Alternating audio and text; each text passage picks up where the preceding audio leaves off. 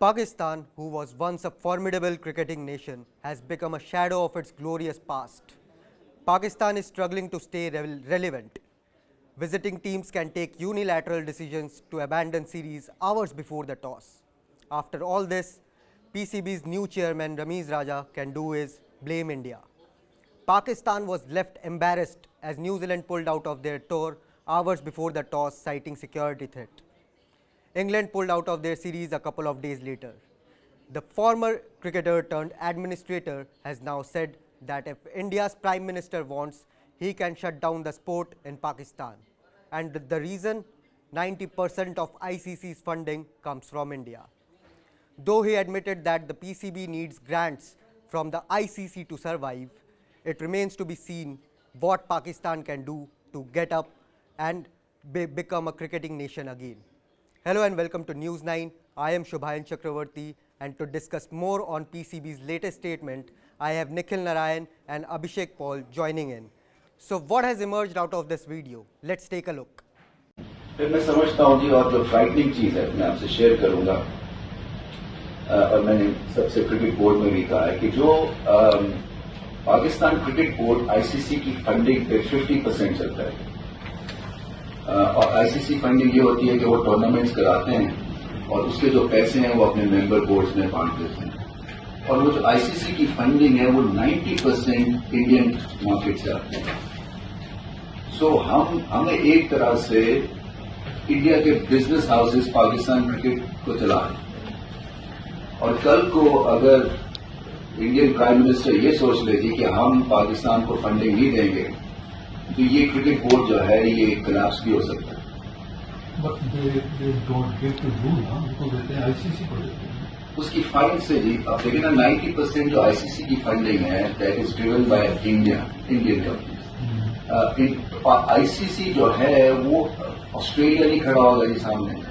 आपने देख लिया अभी जो हाल हुआ है, 2 मिनट में वो पैकअप करके चलेगा, क्योंकि उनका इंटरेस्ट ये नहीं है पाकिस्तान, क्योंकि हमारी इकोनॉमी क्रिकेट की उस हिसाब से नहीं है। पाकिस्तान कितना कंट्रीब्यूट करता है आईसीसी को? हम जीरो करते हैं, क्योंकि हमारी तो ड्यूटी नहीं है। So that was Ramiz Raja, but let's take a look at the 3 talking points from this video. So Nikhil, my question is, why do Pakistan always talk about India? Shubhayan, I think Pakistan is obsessed with India. You know, being the neighbors who are smaller in size, they have a big inferiority complex. The situation in Pakistan has nothing to do with India. They have created this for themselves. And therefore, to blame India for everything happening in Pakistan, New Zealand not touring, England not touring, it is not India's problem. The fact that India controls the majority of revenue. The majority of revenue, gets the majority share from the ICC is just is a factor of the game being so popular in India and the country's population. And what is wrong with that? It just shows what the good work done by the BCCI in spreading the game to all corners of the country, and it just shows the passion with which our grassroots structure has been built. So, but for Ramiz Raja, being the PCB chairman, to make such unwarranted statements time and again, blaming India for everything which is going wrong in Pakistan is completely unacceptable and unwarranted. Also, I think Ramiz Raja was a very safe opening batsman. I don't know how this bravado has come suddenly after he's become the PCB chairman. Absolutely, Nikhil. But we will talk about the revenue generation system. I'll come to Abhishek here. Abhishek, is this ICC's revenue generation system flawed? Well, it's debatable, I mean, though I agree with Nikhil on one part that the certain statements that Ramiz made, after he became the PCB chief, like I would like to read out his one statement after New Zealand and England pulled out of their recent tour of Pakistan. He said, we had one team in our target at the T20 World Cup, our neighbors, India. Now we had 2 more teams, New Zealand and England. I mean, coming from a PCB chief, you don't really expect such statements. I mean, he's representing a chair and he should be responsible for the chair.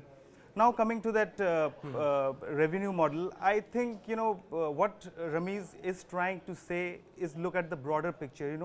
Now it's a situation in cricket where one country controls everything, and that is BCCI. I mean, one organization controls everything. So it's very easy to stay in India and I mean say that okay, I mean we have every right to feel proud. We have to have every right to continue.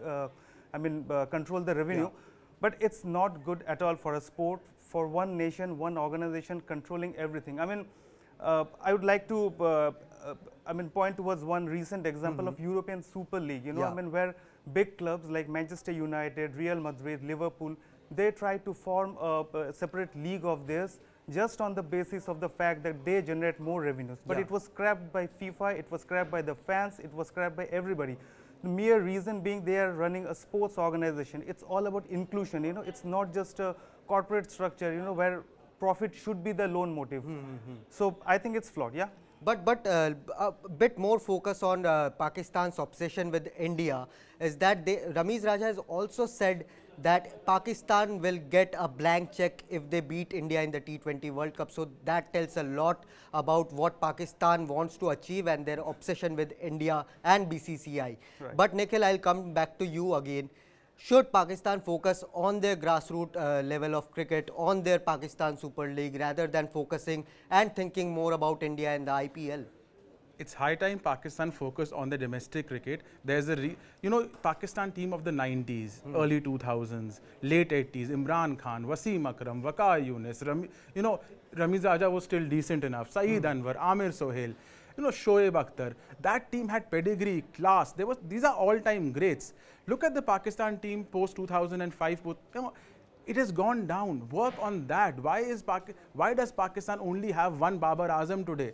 Where are the world-class bowlers? Where are the other world-class batsmen? Why does Pakistan lose in every big ICC event to India? What is the security situation in Pakistan? What happened in 2009 that Sri Lanka had to leave? What happened outside the Pearl Continental Hotel in 2015 that New Zealand, there was a suicide bomb, Shubhayan, and New Zealand had to leave, abandon the tour. So if you don't put your house in order, then obviously, Western powers like England and New Zealand will leave. I mean, I don't blame them. And this is not about England and New Zealand. I mean, how is India related? I mean, for example, the Interior Minister, Sheikh Rashid, he alleged a conspiracy in this regard when England and New Zealand withdrew. He said that the emails threatening the New Zealand team originated from accounts based in India. I mean, that's an Interior Minister. It's not a fan in Karachi. I mean, how can an Interior Minister say that and we let him go? I mean, this is not acceptable. Also, coming back to what Abhishek said, see, I differ slightly. Yes, the game should be inclusive. We need the game to spread. But India is not stopping the game from being spread. Absolutely. If the ICC doesn't have powers, it is not India's problem. The game being popular in India is a credit to India, its fans, its people. The game has become a part and parcel of India's blood, culture, tradition, for whatever reasons. The reasons are many, the historic reasons. But the game is so popular in India. Therefore, the BCCI generates the revenue it generates. Therefore, 90% of the ICC revenue is generated by from India. the Indian market. And I'll give you some more numbers. BCCI is now worth 15,000 crores, right? Yeah. It was worth 5,000 crores in 2014-15. It's grown 3 times. That is huge. Also, BCCI gets almost 29% of its revenue from the ICC. That's almost 1/3. What is wrong with that? When one country, the people of one country are crazy after a sport, they want to watch more of that sport. They are producing the champions. The team is doing well. It is not stopping Pakistan or Sri Lanka or Bangladesh or whoever else, PNG, from spreading the game or playing the game well. Just because India makes money and India does well, I think there is jealousy from Pakistan that just because India does well, India makes money, and the PCB chairman is frustrated that England and New Zealand cancel their tour due to security reasons. India becomes a scapegoat. He attacks the BCCI, attacks the Indian government. I see no problem I think the share India gets, India deserves. Australia and England controlled cricket in the 1980s, in the 1990s. Yeah. Everything changed after 2000. Absolutely. Hindi में कहावत है शुभायन, जिसकी लाठी उसकी भैंस. It works. It works, absolutely.